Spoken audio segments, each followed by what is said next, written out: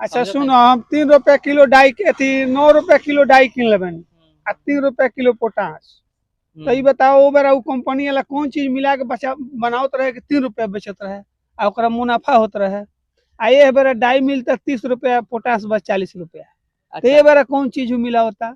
तो वो बेरा कितना रुपया कमात रही रुपया? कितना एकरा से अधिक का? एकरा से अधिक है। हाँ। सब लोग तना कमात रही। ये बेरा जितना रुपया हम कमातनी सारा पैसा घर में 4 गो मोबाइल बा तो 4 तिहाई 1200 रुपया ई भइल। एगो गैस सिलेंडर के 1200 रुपया भइल, खादर पर दो, डीजल पर दो, दवाई पर दो, ओकरा बाद मोटरसाइकिल लेके जाता हेलमेट पर दो, नंबर नहीं खे ओई पर दो। तो जितना हम कमातनी 20,000 चाहे 10,000 चाहे 5,000 सारा पैसा गवर्नमेंट घुमा फिरा के ले लेता।